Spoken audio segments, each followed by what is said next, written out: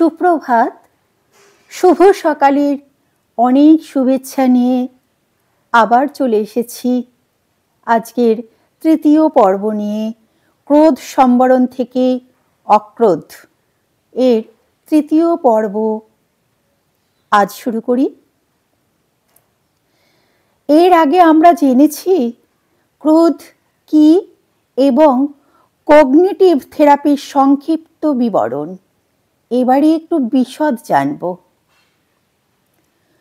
মনোবিজ্ঞানের cognitive তত্ত্ব অনুযায়ী আমাদের নিজেদের চিন্তার নিয়ন্ত্রণ নির্ভর করে তিনটে বিষয় বা স্তরের উপর।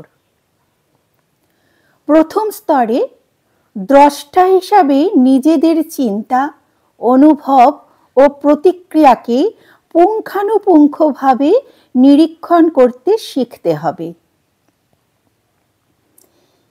এইটি শেখা যায় নিজের চিন্তাধারা বিশ্লেষণের মাধ্যমে।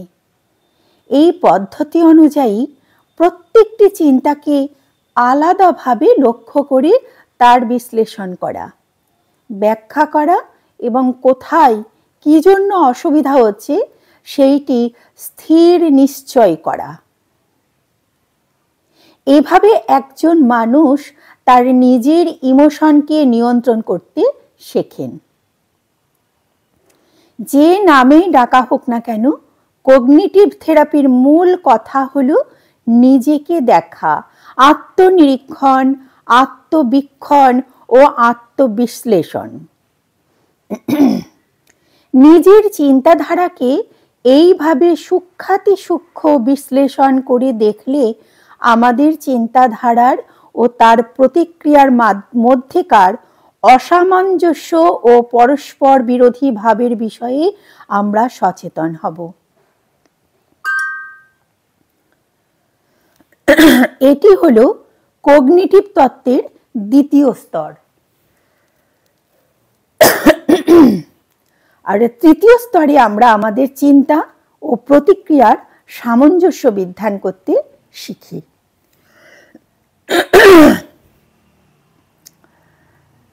উদাহরণ দিলে জিনিসটি পরিষ্কার হবে, তবে তার আগে এ ব্যাপারটি ভালো করে বুঝতে হবে যে একটি ঘটনার কী প্রতিক্রিয়া হবে এবং সেইটি নির্ভর করছে আমাদের নিজেদের মনের মধ্যেকার কথোপকথন বা ডায়ালগের উপর।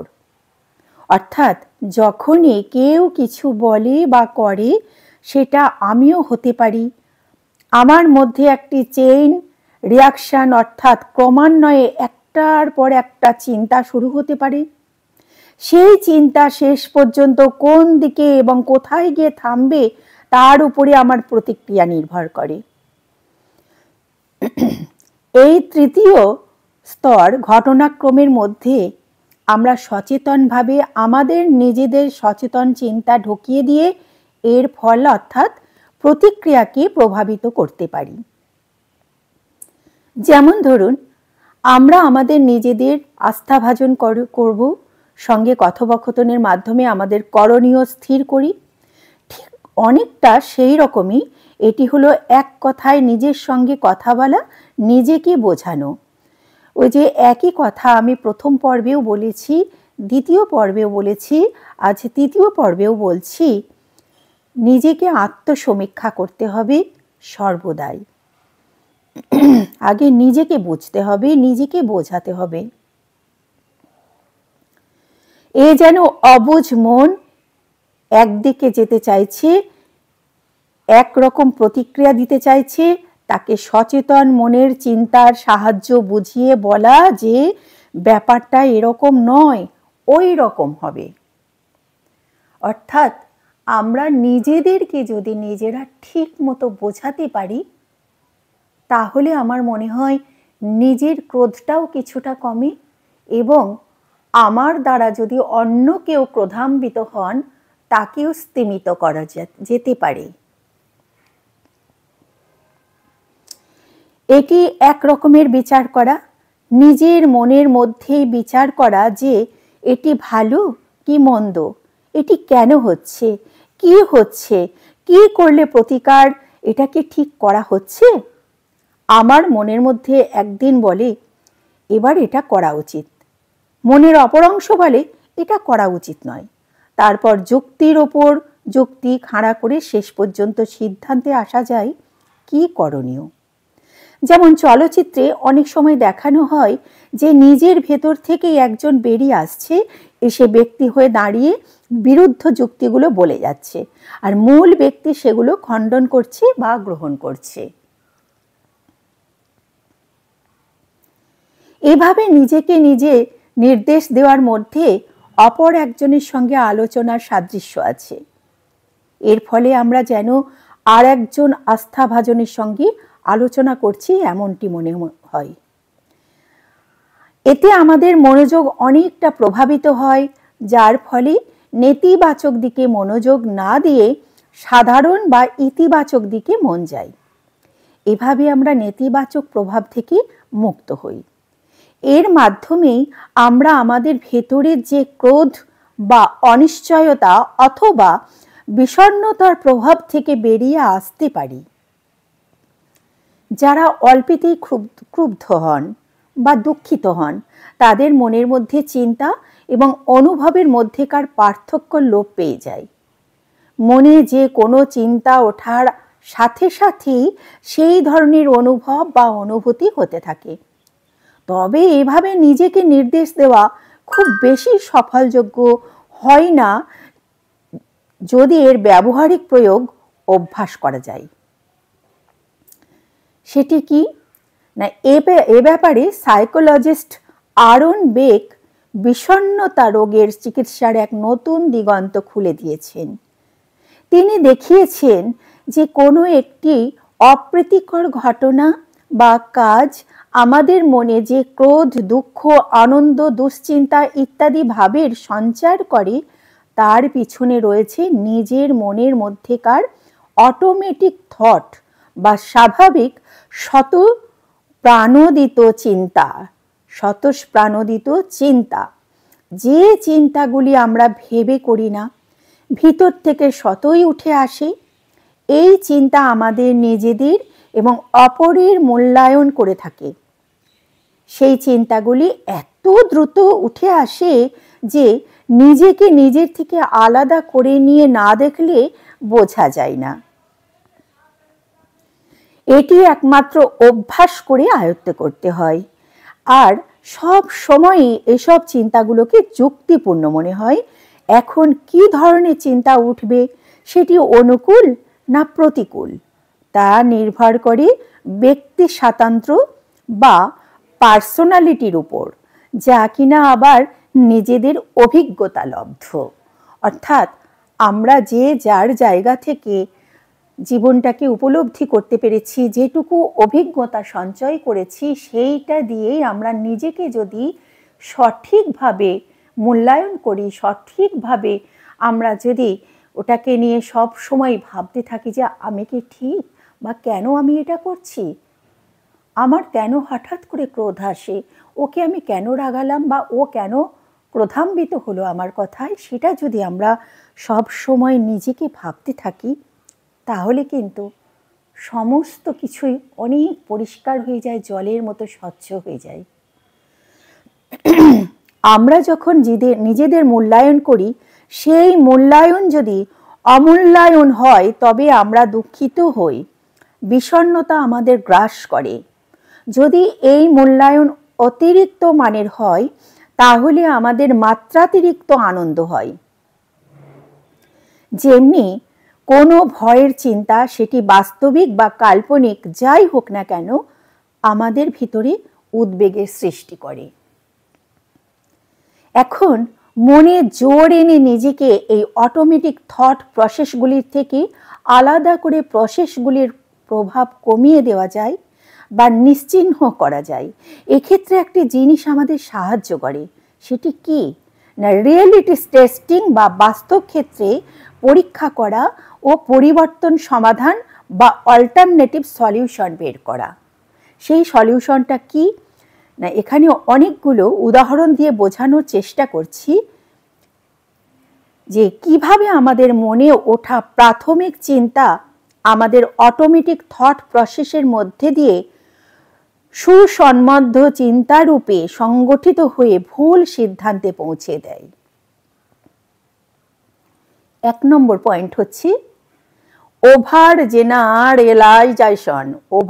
জেনারেলাইজেশন বা অতি সামান্যীকরণ। যে জিনিসটি এক ক্ষেত্রে সত্য সেইটি সব ক্ষেত্রে সত্য হবে। অমুক ছোটখাটো চেহারার প্রফেসর ওই লম্বা ছেলেটিকে অপছন্দ করেন, তাহলে আমাকেও অপছন্দ করবেন, কারণ আমিও লম্বা। 2 নম্বর হচ্ছে সামান্য অংশ তুলে ধরে সেটির বিস্তার করা। আমি ওই ক্ষেত্রে অসফল হয়েছি, আমি সব সময় অসফল হব, আমার জীবনে অসফলতাটাই ঘটবে, কারণ আমি অসফল মানুষ।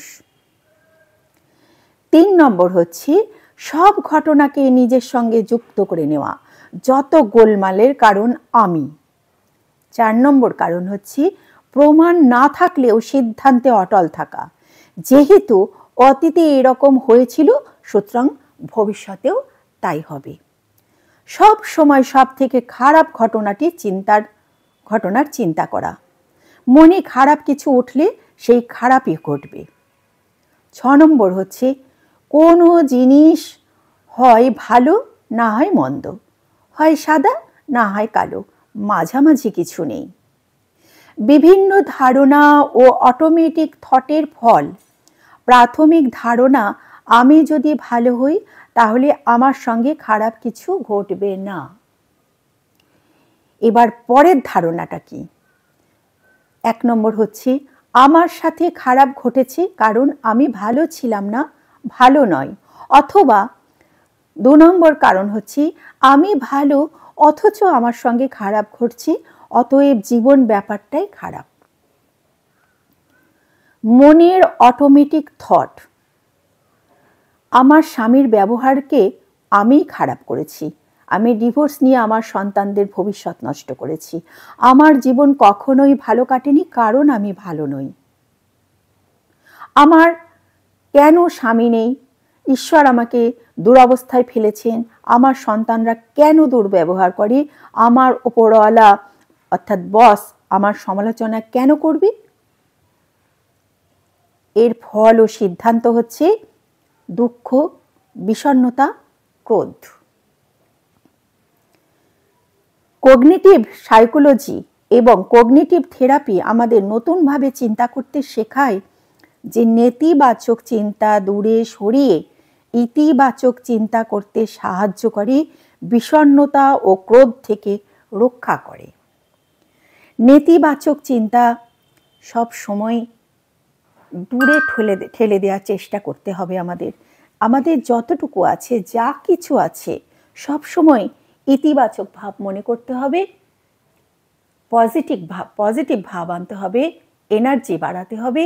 আমরা যদি সারা দিন এনার্জেটিক মনোভাব নিয়ে নিজেকে ব্যস্ত রাখি, তাহলে আমার মনে হয় কে কি বলল, কে কি করলো, আমাকে খারাপ বলছে না ভালো বলছে, এসব আমাদের মনে কোনো রকম দাগ কাটবে না।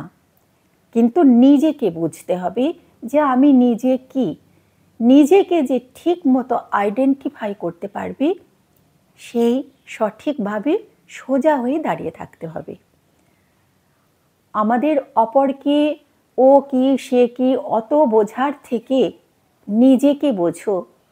নিজেকে বোঝাটা খুব দরকার, যদিও এই জিনিসটা খুব কঠিন, কিন্তু প্রত্যেকের আমাদের নিজেকে আইডেন্টিফাই করাটা খুব প্রয়োজন।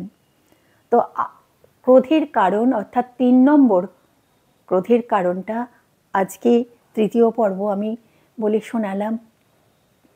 আগামী দিন 4র্থ পর্ব নিয়ে আলোচনা করব, আপনারা নিশ্চয়ই অপেক্ষা করবেন।